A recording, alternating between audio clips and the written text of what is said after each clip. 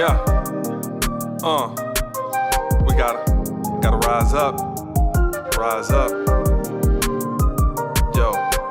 Go for broke, give everything, better yet give your all. They don't wanna see you win, nevertheless show evolve. Wanna see my demise, you can be in for a surprise. Cause the sun ain't about to set, now it's about to rise. Come hell or high water.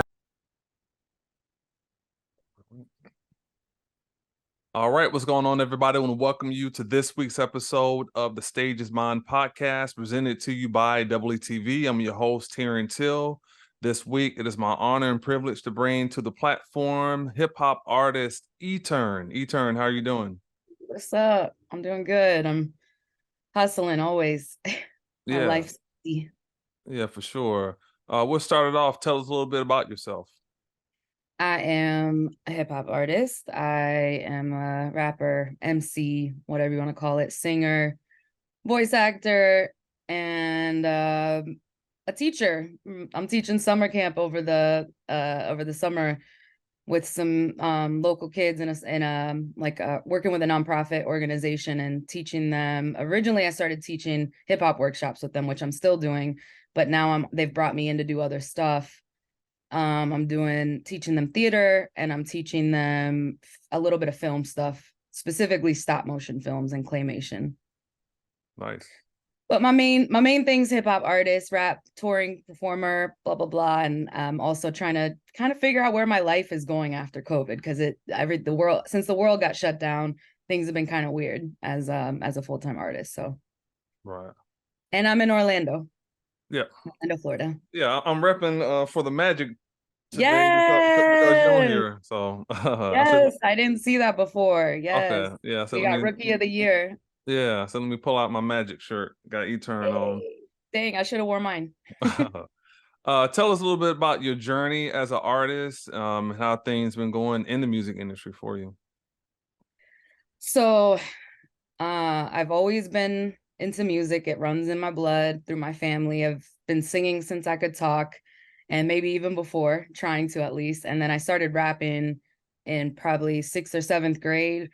And so I've been rapping a long time. When I was about 21, I think, or maybe 22, I decided I was gonna try to do this full time. I was taking my bachelor in marketing at UCF, and I was trying to keep that going, but in order to focus full time on music, I am a college dropout.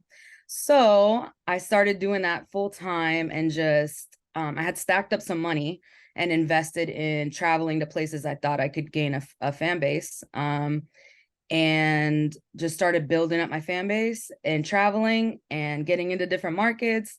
And then eventually that led to, after years of hustling, that led to me booking tours. And right before COVID happened, like I was saying before to you, before COVID, I was touring full time. So things were like finally really starting to go good for me being, full-time touring, rapping, performing, recording, releasing stuff. And then I had, I think, 4 tours canceled when COVID happened, and all my shows. And so since then, I've started to tour a little bit again, but the show attendance is still not what it used to be. So yeah, so I like to describe my life right now as a series of side hustles. I do voiceover. I do sometimes I'm touring. I just did 2 tours with Homeboy Sandman, which was really cool. And I'm teaching now too. So my life is leaning more into doing work with nonprofit organizations and teaching the kids, specifically like under-resourced communities, to write, rap, make beats, record. And like I said, now I'm getting more into other aspects of art, like film and theater, acting and stuff like that, voice acting. Yeah, that's awesome. I took theater in college as well, so that's awesome. Nice. Who would you say over the years have been some of your musical influences? It has changed a lot over the years. So when I was younger, what made me start rapping was when I was listening to people like Nas, Tupac, Bone Thugs and Harmony. Mhm. Wu-Tang. My brother put me on to Wu-Tang. I was more like Nas was my dude. Nas was my dude, and Tupac. A lot of Bone Thugs too. Then as the years went by and I started getting more involved in the quote unquote underground hip hop scene, I started discovering people like Freestyle Fellowship, Cali Legends, Micah Nine, AC Alone, Aesop Rock from Mhm. Rhymesayers, Mhm. Atmosphere. More always been like, once I discovered Rhymesayers, more always been a fan of like Aesop Rock lyrically and as an MC. And then of course, like growing up, Lauryn Hill was an inspiration for me. Mhm. And when I got older, like in my teenage years, that's when I discovered KRS-One and these hip hop legends like that. So it's changed a lot over the years. Currently, some of my top rappers, MCs would be Quell from Quell and Maker, who I have on one of my records. I got Micah Nine on one of my records too, who's one of my favorites. So I got like some bucket list things that have been able to happen through my all these years of hustling through my rap career. And Swanberger, Soloquist of Sound, who's also my mentor. I call him my rap dad. He produced my first 3 albums. And Chesky Ramos. He's got a label called Fake Four based in Connecticut. And that's what my last album, not So Meta, but the one before that, Young World, was released on. So yeah, I've been able to work. And Homeboy Sandman, one of my favorite artists now. Oh, and Black Thought, Black Thought. I don't know Black Thought yet, and I don't have songs with Black Thought yet. Mhm. But these are some of the people that I really look up to and inspire me nowadays. Rock, to name a female that is in the game that really inspires me. Rhapsody, more current artists anyway. Queen Latifah, of course. Mhm. And yeah. Okay, that's awesome. Yeah, amazing list of people. When you got, that desire to, write and start, recording, what gave you the confidence that, to go out on tour and to kind of take that next step, to really, push and, really make that sacrifice, when you said you were in college and you just stepped out on a limb and took a step of faith. What gave you, like the confidence to achieve all that? I was doing local shows and um it was the feedback and realizing that I had something, I was like, I have Mhm. something here. So I remember Swanberger was like, let's focus on when I started working with Swanberger. That was one of the main like stepping stones of me having the confidence and being able to hone in on my craft to Mhm. feel that confidence was when I was working with Swanberger. Mhm. He said, let's focus more on the rapping because singing's my first love, but I started rapping more as I got older. And he's like, a lot of women can sing, but not a lot of women can rap like you. And now we're seeing that, yes, they can, but they're not really out there like that. Mhm. So I would say Swanberger was a big point where I was like, okay, I have the confidence because he inspired me. He's an incredible artist, MC, visual art. He does everything, producer. And yeah, I would say that's what gave me the confidence. And I knew, I'm not delusional about like I'm a big rap fan. So I knew I had something listening to other rappers that I looked up to and then hearing what I had and where I was heading with it. That's what really gave me the confidence to be like, okay, I think I could do this like full time. Like I think I can go somewhere with this. Yeah. How would you describe your style? My style. Um, I would say if I could sum it up, maybe innovative, old school hip hop, like conscious hip hop, of course, conscious lyrical, and maybe alternative could be a good word. Alternative hip hop, just like trying to make a fresh version of the classic um and golden era hip hop, old school if you want to call it hip hop. Just trying to innovate off that and make it fresher. I am starting to mess with some trap beats a little bit more nowadays, but which we could talk about with So Meta. Like there's a lot of different stuff on that I stepped out of my comfort zone for. So right now I'm in a weird space of my music evolving. So Yeah. I don't know. How would you describe my music? Yeah, definitely conscious for sure and lyrical. But I like, the thing that I've always it kind of always stood out to me is your ability to sing as well. Yeah. So, not only, like the rapping is great, but singing, you're not like depending on auto tune to hit your notes and Yeah. stuff like that. So that's the Pitch stuff I corrector. respect the most. Thank Speaking of So Meta, what was it like, recording this album? What was your process like, and how did it all kind of unfold and come together? So this is my first time telling this story on video, on an interview or anything. I had been meaning to do a Instagram live to talk about this, and maybe I still will, but this is the first time I'm telling the story of So Meta to anyone.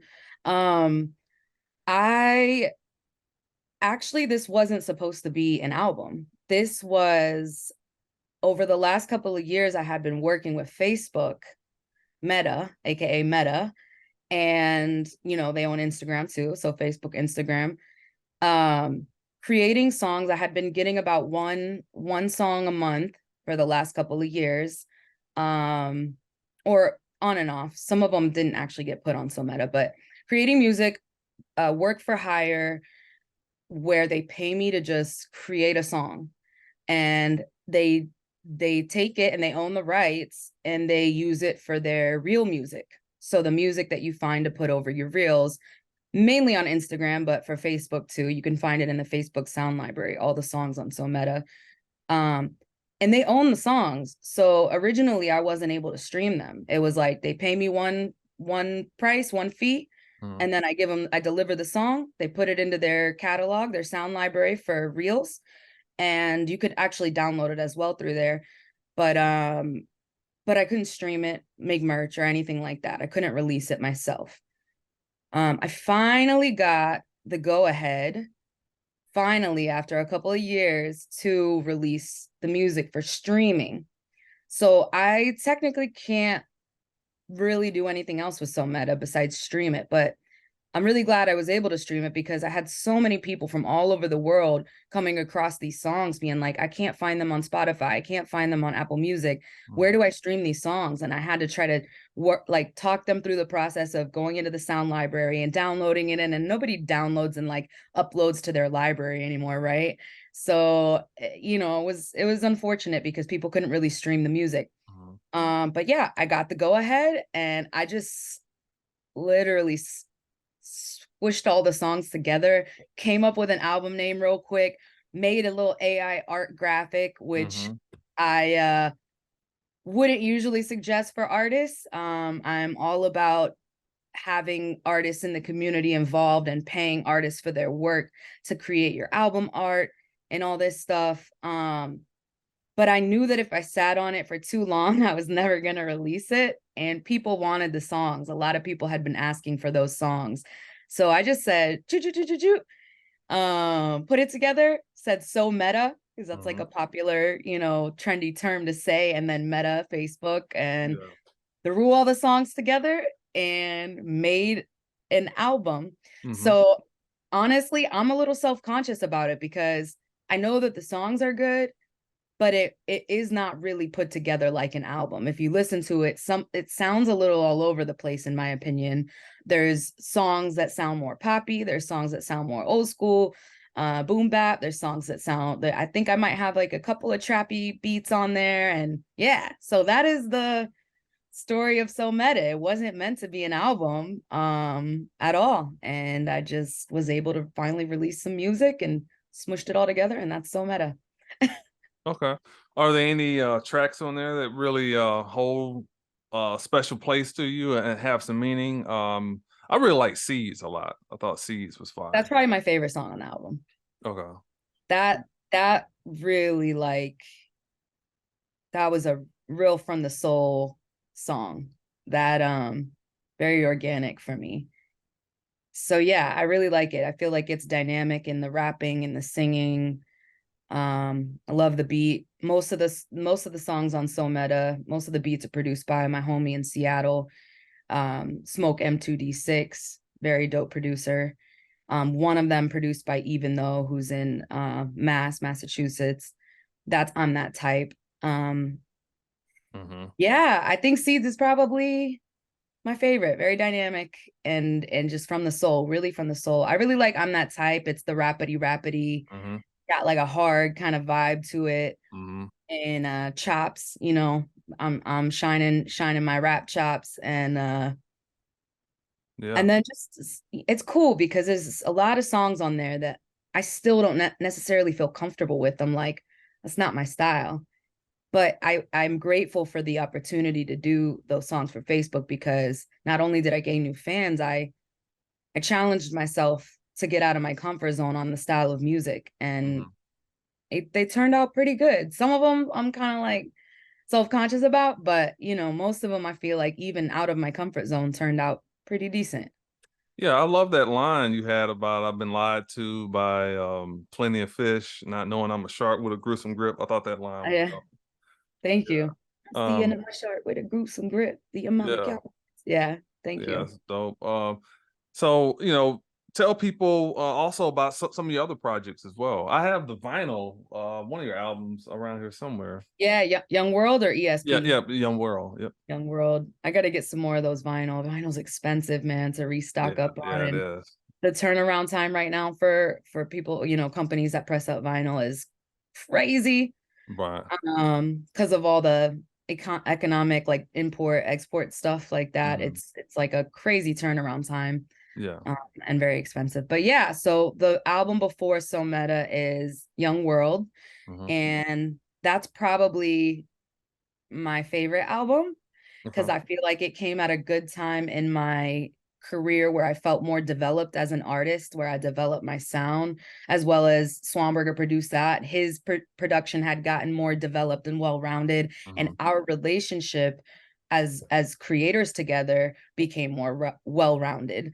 Then also it was released on Fake 4, which was really cool. I got Micah 9 on it, one of my Hmm. favorite MCs. The artwork is incredible. Origin of Footprints Workshop, he's local here, did the artwork, just everything about it Hmm. I loved a lot. And so that came out in 2018. So outside of So Meta, which wasn't even supposed to be an album, my last album was released at the end, mind you, almost 2019, but 2018. Yeah. So I am also grateful for that, being able to release those because I needed to put some content out for people to stream. Hmm. Then before that, 2015 was ESP. And that album, that and the one before that was done when I was in a group with DJ SPS. Okay. He's a DMC champ turntablist. He's one of the cutter scratcher. You can hear it all over the album. ESP was in 2015, and I think 2013 Okay. or 12, maybe 13 was my first LP that I released, was Dark Trust. And that was the first one me and Swan worked on together. We released it under eturn and SPS. And um, that was like, I listened back to the album and I'm like, there was so much freedom in the way I wrote. I was Hmm. less self-conscious about my lyrics, I guess, and my style and it Hmm. being great. I just did it, you know? Yeah. But it wasn't very well rounded. So it sounds kind of rough around the edges, but there was also a freedom about it that I don't know, I wasn't worried as much now that it's like my career. Right. Um, you know, I'm like thinking about, okay, this has to be a hit or this has to be a Right. Yeah. so yeah, so ESP or Dark Trust, ESP, Young World, and now So Meta, which yeah, I don't Yeah. know. This is very new for me to No, talk no, about So I feel you. No, I can relate to Meta. what you're saying because like I sometimes I go back and listen to my older stuff. Is like sometimes I cringe because like okay, I'm a lot better now, but then too I listen to some of the writing. It's like man, like I was so free at the Yeah, time and not as conscious about counting syllables and all this stuff. So I can definitely right. relate to what you're saying. Heck yeah. Yeah, it's interesting. Yeah. Very Yeah, I interesting. mean, so how would you say your evolvement has been over the years, and how do you approach your writing and sessions now? Hmm. So for many years, I was recording with Swanberger. I would go to his studio and record, and I had him as my producer. It wasn't just Okay. making the beats, it was my engineer and my producer. He was actually producing the song, not just making the beats. A lot of people don't know the difference. Right. He was actually like, no, that's not the take, this is the take, say it more like this, spit it more like this, sing it more Mhm. like this. All right, now let's put this part in there. So I'm very grateful that I had that, because I had direction. Mhm. And that, thankfully, over the years, I was able to learn some of that direction for myself, to where I can, bring it into the studio by myself and be Yep. my own producer and engineer. Um, so yeah, so that now I'm doing most of my stuff recording alone. Sometimes I work in other studios and collab with local people that have their studios, but for the most part, I'm doing all of my recording by myself. I did all of So Meta Mhm. on this little mic right here. Mhm. And thank God for, by the way, like this is a great setup. Like, we're able to afford these days Yep. for our personal studio, very good quality recording, but then thank God for great engineers. Yep. Um Absolutely.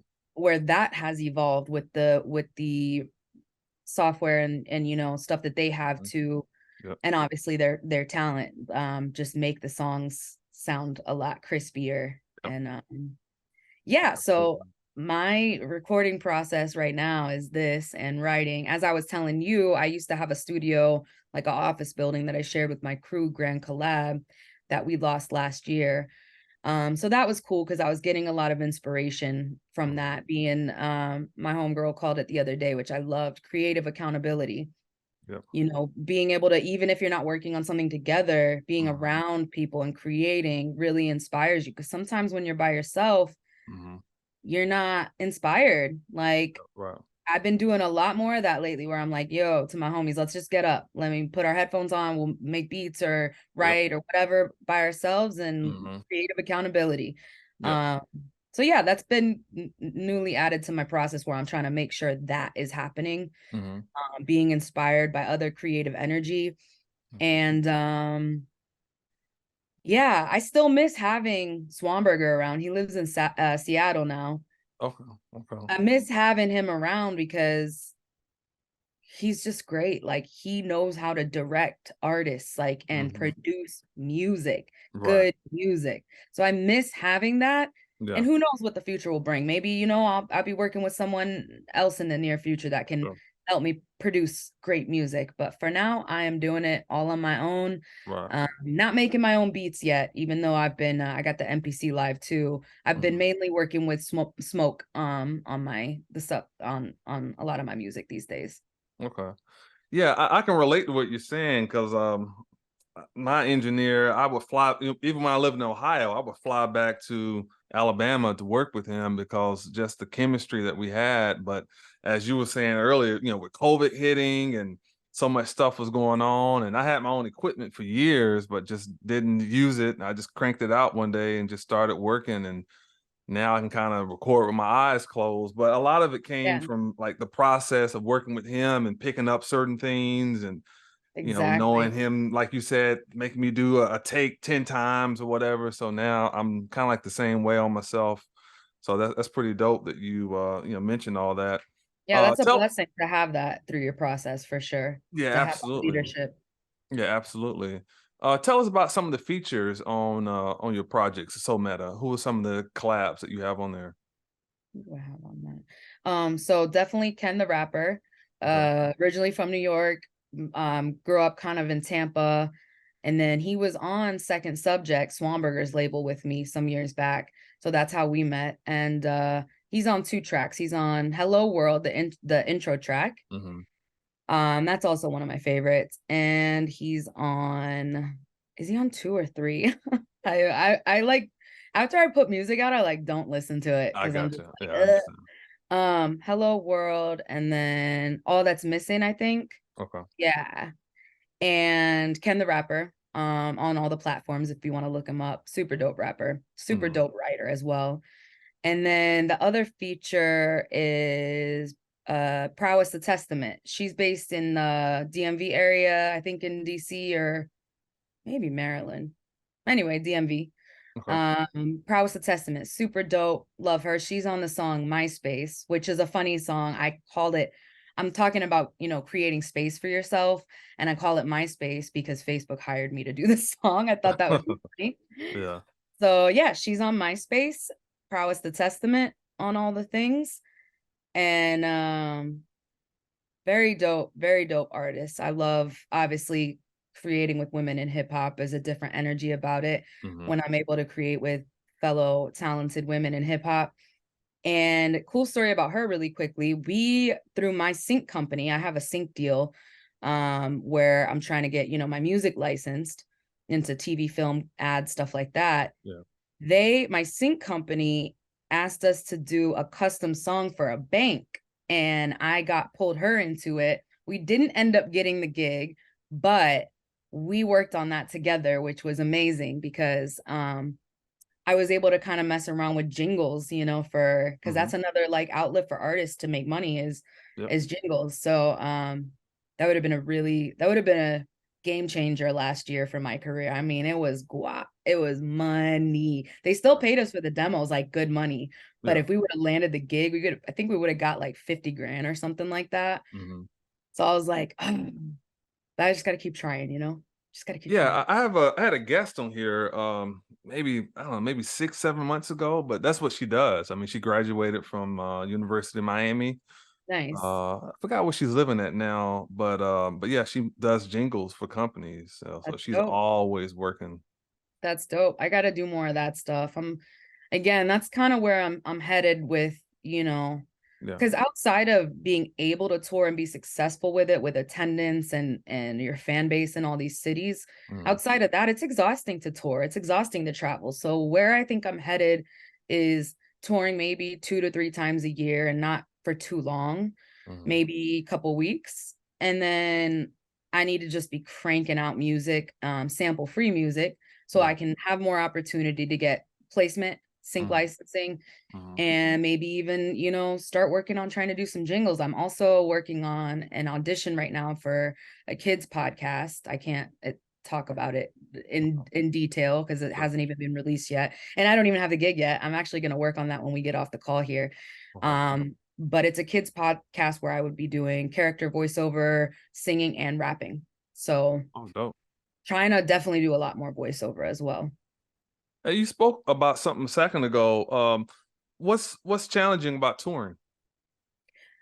It is exhausting, especially if it's DIY touring, do it yourself. If you're booking the tours, even if you have a booking agent and you're setting up all and you're managing the tour and you're setting up everything, you don't have a tour manager, you're setting up everything yourself, booking the hotels, figuring out the travel, figuring out the, keeping up with the finances of food. Because man, you can spend so much money when you're on the road quickly. Just think about a vacation you've gone on. Your Yeah. money just goes down the drain if you don't watch it. Right. So it's just intense. It's exhausting to travel. You're, traveling through different time zones. You're driving a lot. You're in a car a lot or a van or whatever Mm, you're in, tour bus.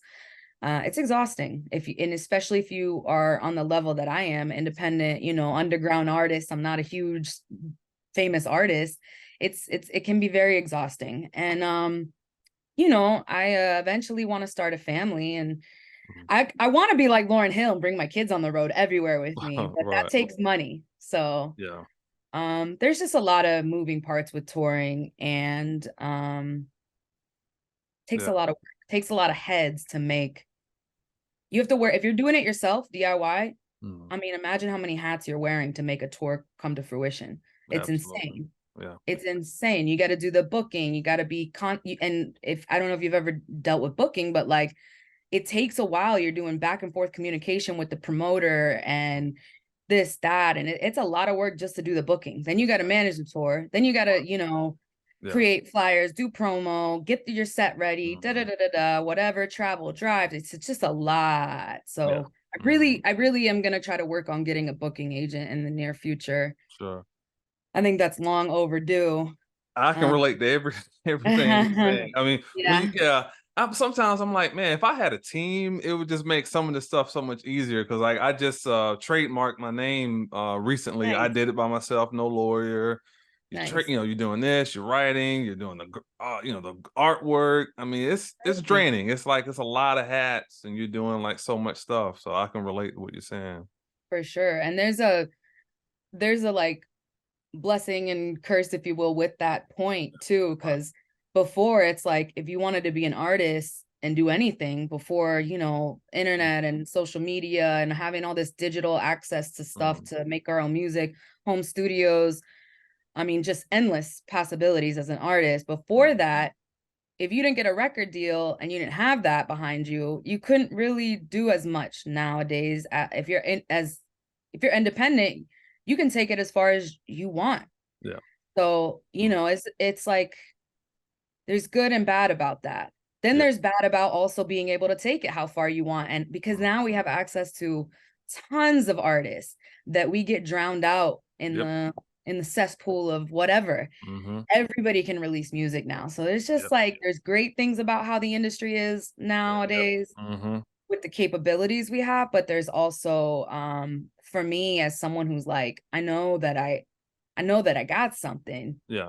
I get drowned out in all of the millions of other artists that are out there putting out their music. Yeah, that's I host another podcast with a buddy of mine, and we try to get, I think we do maybe like 7, 8 albums a week, but we're not even getting everything. I mean, I'm talking about it's like 40 to 50 projects a week Yeah, that come out. And sometimes like you even like good albums, but they can't even like have legs anymore because it's so much stuff that's coming out. It's so crazy. for Um, sure. Couple more questions for you. As a female MC in a male-dominated industry, what challenges have you faced in that regard? Hmm. I mean, one of the most obvious ones that women deal with is um you know working with dudes, maybe whoever they are, Mm, promoters, collaborations, touring. It can get unprofessional in a way of like, if people are like hitting on you or mm, only wanting to work with you for a certain reason, or so that's like kind of one of the most obvious ones. But thankfully I feel like I've become a person in my womanhood as well as an artist where I've been able to build some kind of a boundary where people respect me. It mm, still happens sometimes, but there is a level of respect that I think as women we can create, and the boundaries we can create based on how we hold ourselves, carry ourselves, if you will, actually. Um some other um some other stuff is obviously people assuming like, oh, because you're a chick, you may not be as good as, but that actually sometimes works in my favor. That you might be not be as good as a dude. Sometimes it works in my favor because I surprise them. Like if they never heard of me, say their friend brought them to a show or their friend put them on my music, and they're just like, say I walk on stage. I get this all the time after I perform. I'm sorry if this is offensive, but I was not expecting that. mm, So sometimes that actually works in my favor. The assumption is like, oh wow, like this girl can actually spit and sing and perform, like, and has good music. And so that's another thing. Also the temptation to just like sell myself like sexually, like mm, there's always that temptation there of, do I need to expose my body in order to get likes? Because as we see, that's who gets likes mm, on social mm, media. If mm, I just, put my boobs out there and my booty out there, like I will definitely get more likes and more followers. I definitely will. But that's not what my movement is about. And no, shade to the women that are comfortable with their sexuality and mm, who post that themselves. Obviously, we also know there's a lot of women that do that and don't really want to do that. They've been right. pressured into that, especially in Sure. the industry. I mean, yeah, it's a lot of sexual abuse, harassment, all that throughout the Mhm. industry, TV, film, music, all that, Sure. especially in hip hop historically. And being pushed. I mean, Little Kim is a good example of someone who was pushed into that more than just her bars. Like, it was like, nah, nobody wants to hear about you talking about guns and dude stuff. Like, we want to hear you talking about, you know, I'm not gonna go there. I don't know how to know what this platform is, but y'all know. No, I feel you. Right. So that's a challenge for me to also Yeah. even find the balance between being scared to be comfortable with my sexuality, or because then people do, you know, like try to overcross boundaries, and people be in your DMs and da da da da. Like, I don't like respect. If I want to, you know, do a video where I'm, you know, exposing my body a little bit more, or it's about sex or whatever, like, that does not invite you to treat me a different way. You know what I'm Sure. saying? Right. So that's one of the big ones for me, I would say, is the pressure there. Right. But overall, that's not my movement. I want to empower women, especially young women, that we need to um hold ourselves to a standard with talent, and that we can make it on our talent alone, Right. quote unquote, make it. Because I haven't made it, but I'm doing things that a lot of artists have not been able to do, and I've done that without doing that, going there. The other point I was gonna make was, um for an artist like me, I do get left in the dust sometimes without revealing myself in that way. Like, there are other female artists that I know, even that aren't like Nicki Minaj and to the mainstream, that are able to get more views and likes and all that, and even more fans because of that aspect. And in my opinion, for some of them I've seen, like, I'm a way better rapper and my music's way better. But sometimes I get left in the dust because we're kind of pushed in this society to follow that, you know what I'm saying? Yeah. Materialism and sex. So Right. yeah, I don't know. There's Yeah, probably no, more things, but I feel you. And, you know, and the thing you were saying about sometimes being overlooked, you know, I've never been that way because, like, I play basketball, and I'm telling you, I've seen not only women, I've seen like these young guys come out there, and there's like some older guys on the court, and they just think, oh, we're gonna run these guys off the floor. And it's like the total opposite. So yeah, I've just kind yeah. of always been of the mindset, like, respect your opponent because you have no idea, Never you know, know. who you may be going up against. I love that. Um, you know, what do you want listeners to take away from this new album? And then also tell us right quick about the hip hop scene in Orlando. For the album, basically just that if you listen back to my older stuff, to my other music, you will notice that there is some different vibes to a lot of the songs on that. Hmm. And about, like, it again, it was just me trying to step out of my comfort zone. Also, I was being prompted for a lot of these songs, like what they wanted the vibe to be like, Hmm. and maybe what they wanted the content to be like. So don't be afraid to step out of your comfort zone, but I do also think it is important, if you're an artist, to create your sound and to have a grounded sound, because if you're all over the place, that's another reason why So Meta is a little weird for me, because I kind of am all over the place with that. But that is me stepping out and then being like, all right, what can I take from that and bring into my style that I still have my sound, eturn sound, Hmm. but it's fresh. There's some fresh takes on it. And maybe it's more current, you know, maybe there's a little bit of pop element in there because you know, that can help me in my career. Hmm. So yeah, it's very important to have a sound and to be grounded and not to be all over the place, but also don't be afraid to experiment with other sounds, and also listen to all genres of music, because that will help you um create dynamic music, and while still being able to have like a grounded sound for yourself. So, And I don't know, I just did those songs for Facebook, so yeah, no, hey, I peep like that, I really like peep the that. project. I really like the project. Thank you. Tell us about the hip hop scene in Orlando. um Lots of talent, lots of talent, more than anyone would expect if they don't know about the scene out here. Unfortunately, the platform for hip hop out here has never really been big.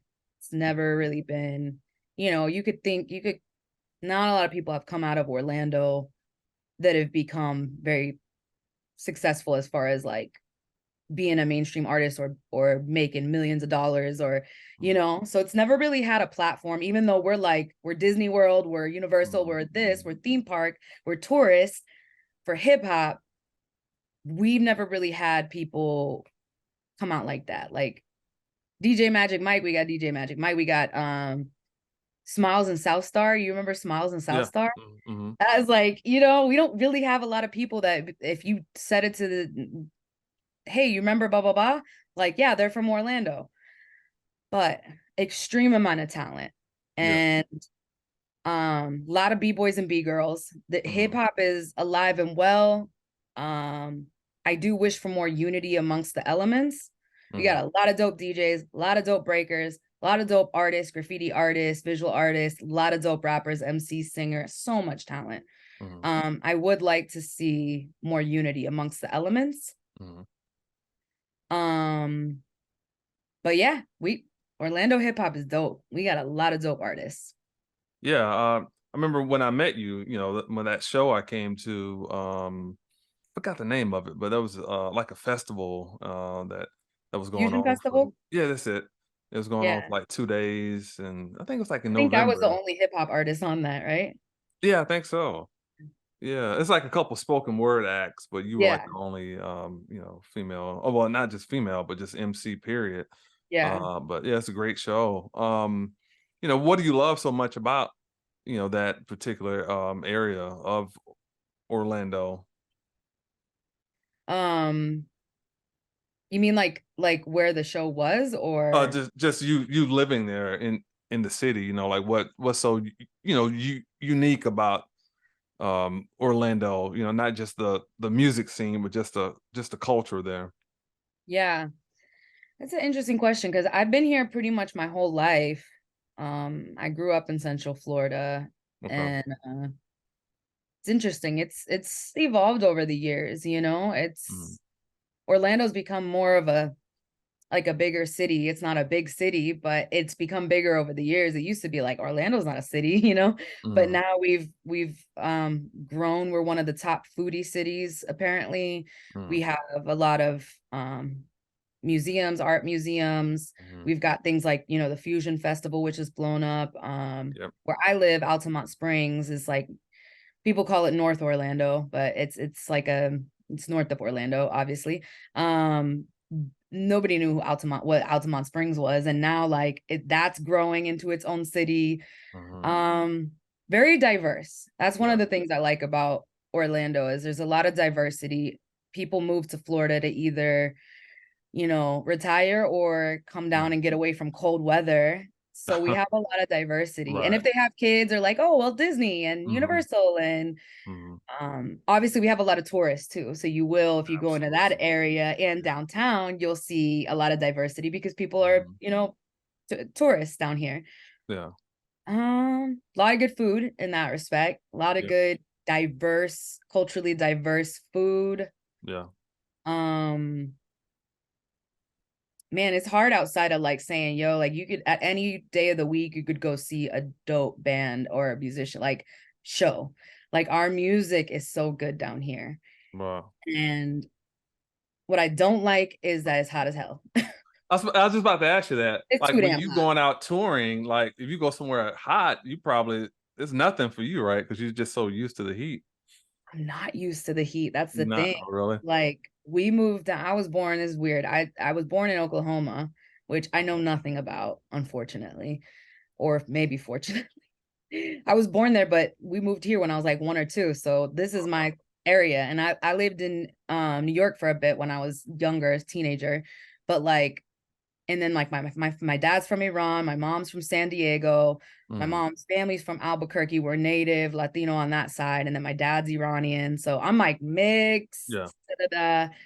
And so anyway, we moved down from Orlando. Whatever my roots are, like I feel like I'm not supposed to be Mhm. in hot weather because I've been here like my whole life. I am not used to the heat. I don't think I ever will be used to the heat. It is too freaking hot. The winters are beautiful here, right? Yeah.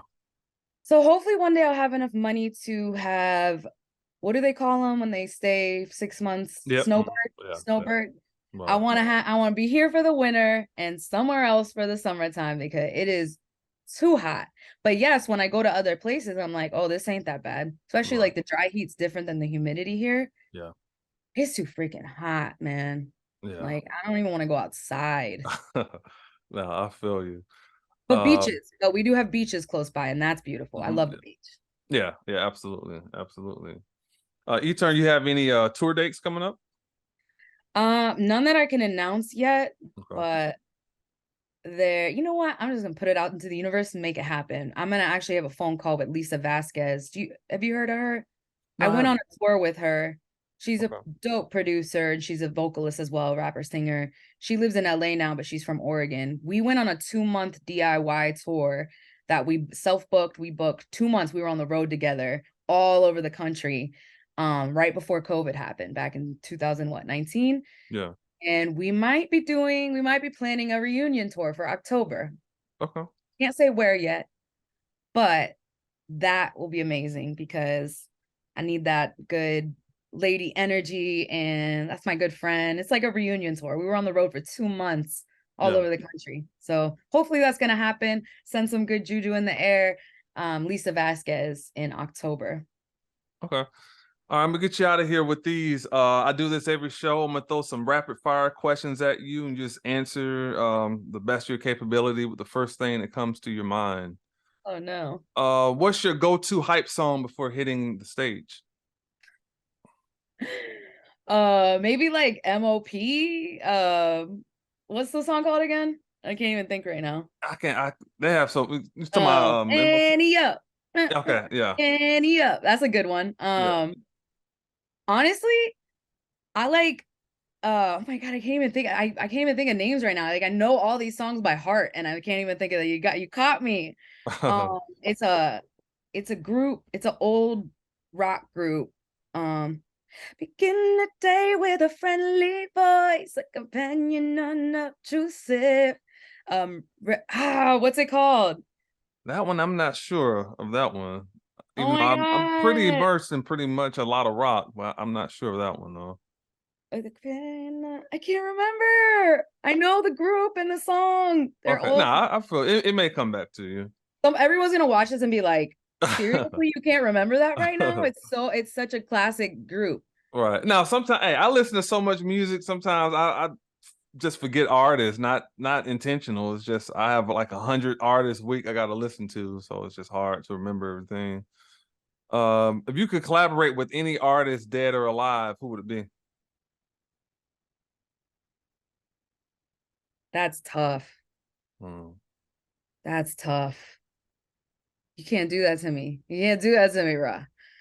Mine will be easy. It'd be this guy right here, Prince. I actually That's kind my of guy. met Prince before he Really? passed away. Oh Yeah, wow. I went to Paisley Park for a private show Oh, for I'm so one of his, jealous. yeah, and he didn't perform vocals, but he played guitar with one of his artists that he was bringing up. I forgot her name. I got to look for her. But I went to Paisley Park and he came out, crazy story. He came out on like a little tricycle at the end Mm. of the show and he rode around the parking lot while people were leaving and he's like, "Where are you guys going? Party just getting started." And when you go into Paisley Park, you got to drop your phone. You can't Hmm. drink. You can't do anything there. Mm. So it's completely sober show, which I thought was really cool because I just recently quit drinking. But at the time I was drinking and I'm like, oh man, like I gotta be around all these people. Like I want to drink. Right. Um, so that's crazy story of Prince. I first one that popped into my head was Michael Jackson. Okay. Okay. But Nice. there's so many that are still alive that I'm like, I want to make this happen. Like, oh, a song with Black Dot or Most Def would be oof. Yeah. Lauren Hill. Ooh. Yeah. Oh yeah. Vinyl or digital? Oh, vinyl. Okay. But I mean, digital's obviously for the what's the word? See, I can't even remember English right now. That's why I can't remember the name of the songs or artists.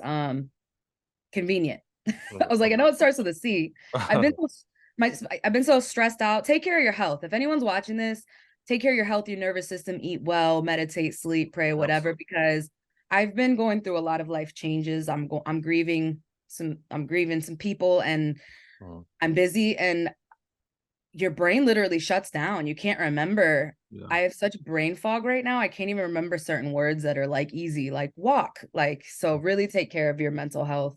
Yeah, absolutely. No, I understand. What's the most memorable concert you ever been to?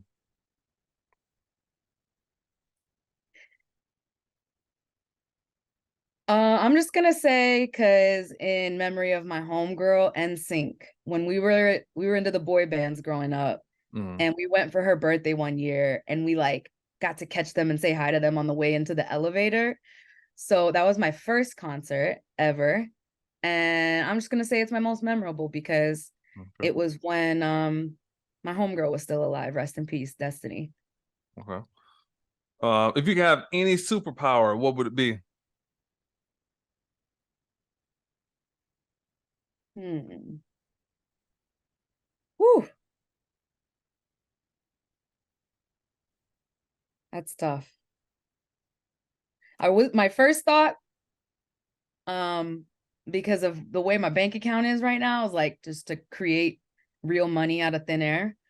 Yeah.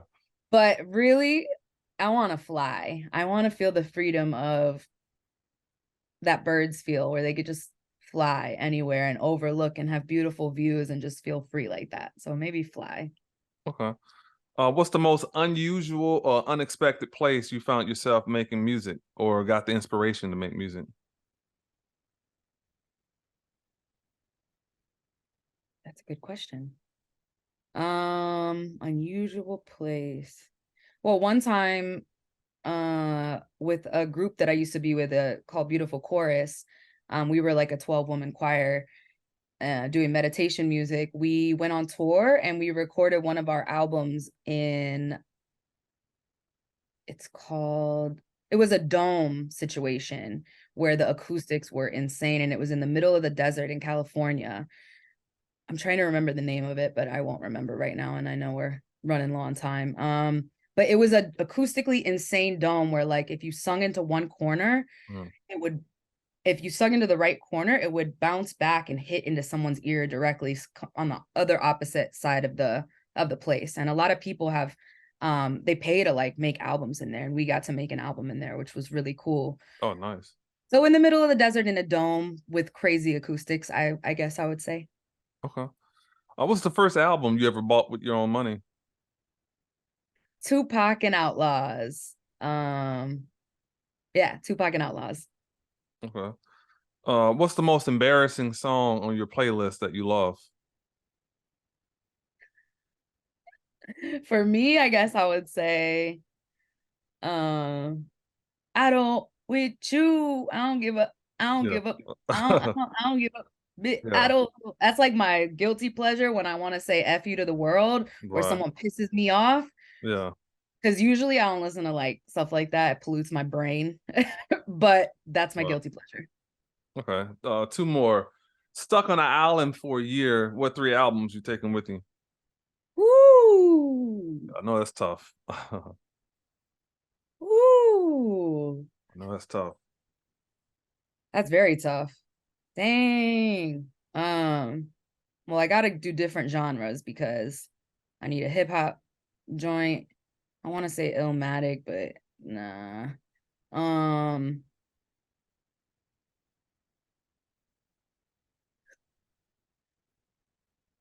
I would say probably a Homeboy Sandman album. Okay. I don't know which one, but probably a Homeboy Sandman album because he's a great rapper as hip hop, but he's also just like super deep, like great writer, and will put you in a good mood if you're listening to it. So Homeboy Sandman album, probably like The Miseducation of Lauryn Hill, Mm. and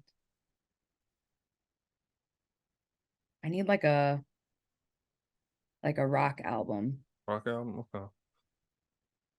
Maybe like a Fleetwood Mac album or something. Nice. Try to switch it up a little bit. Okay. I know this is going to be a very hard question. No. If I even ask myself, it'd probably take me a minute to think about it. Also, But you got to have the answer to these questions for yeah, yourself I before got it. you I ask got one. I mean, artists. Okay. I would spit it out, but I know this may be hard though. You have a top five?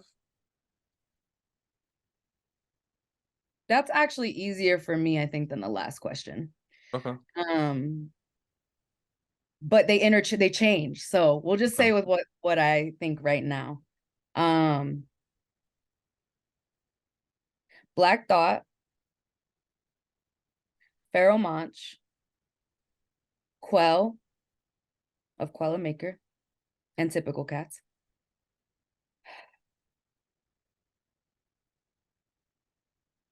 Homeboy Sandman. Oh.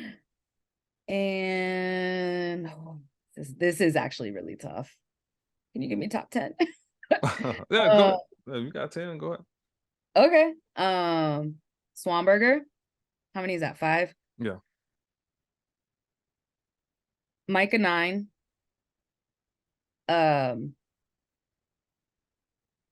Bahamadia. How many is that? 7 or 7, 8? yeah. 7. 7. Aesop Rock. Chesky Ramos. And I said Swanberger already, right? Mm-hmm.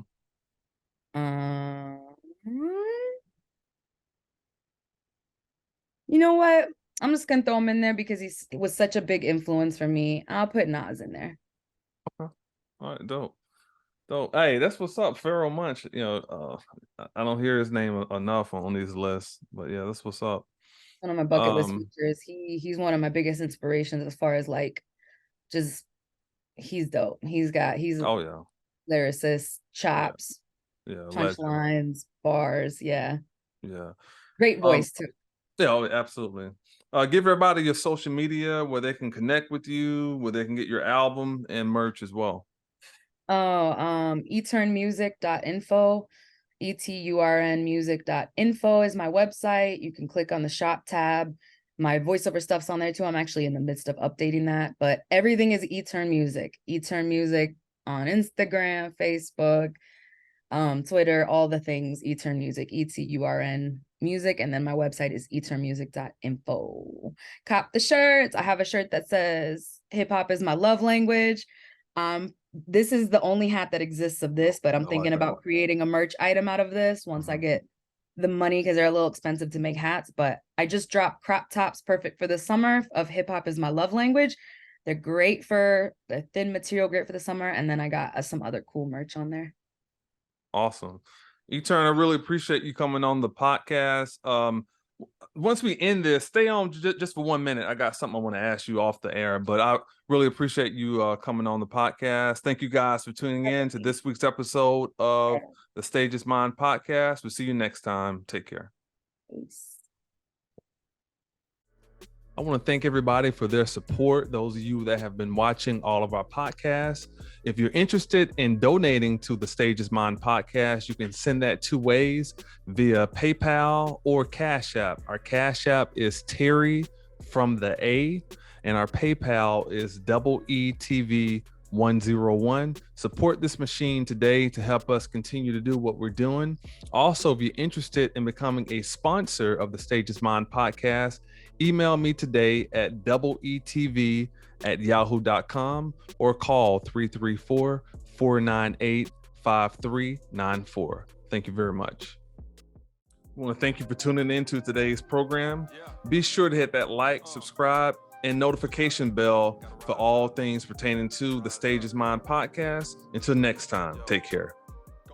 Give everything, better yet, give your all. They don't want to see you win, nevertheless, you'll evolve. Want to see my demise, you can be in for a surprise, cause the sun ain't about to set.